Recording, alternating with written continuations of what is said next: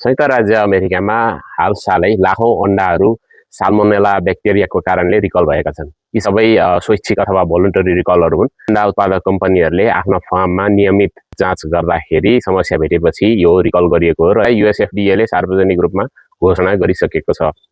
के हामीले अण्डा राम्रोसँग पकाएर खाँदा खतरा टर्दैन त? अनि रिकल नै आवश्यक छ भन्ने कुराको आज चर्चा गरौँ।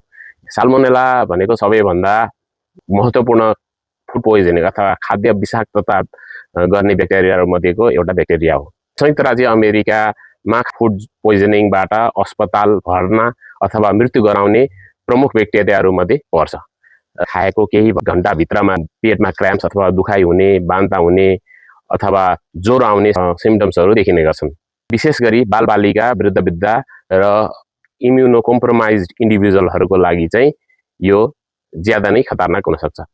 अण्डा पकाउनु अघि तपाईँले यसलाई छुनुपर्ने हुन्छ र सङ्क्रमित अण्डाको खोल छुँदा ब्याक्टेरिया तपाईँको हातमा पनि सर्न सक्छ। त्यसै गरी काउन्टरमा, भाँडाकुँडामा सर्न सक्छ। फलफुल, सलाद जस्ता खानेकुराहरूमा पनि यो सङ्क्रमण फैल्यो भने सजिलैसँग फुड पोइजनिङ हुनसक्छ। र हामी सबैलाई एकै किसिमको अण्डा मनपर्छ भन्ने छैन। कसैलाई हाफ बोइल्ड होइन, कसैलाई आधा पाकेको अथवा नरम उमालेको, कसैलाई घरमै बनाइएको मेयोनेज अथवा ससहरू जस्ता परिकारहरू मन पर्न सक्छन्, जसमा चाहिँ टेम्परेचर नपुगेको अवस्थामा यो ब्याक्टेरियाको सङ्क्रमण रहने सम्भावना धेरै रहन्छ। 40 डिग्री फरेनहाइटदेखि 140 डिग्री फरेनहाइटसम्मको तापक्रम जसलाई चाहिँ हामीले एउटा डेन्जर जोन अथवा खतराको क्षेत्र मानिन्छ।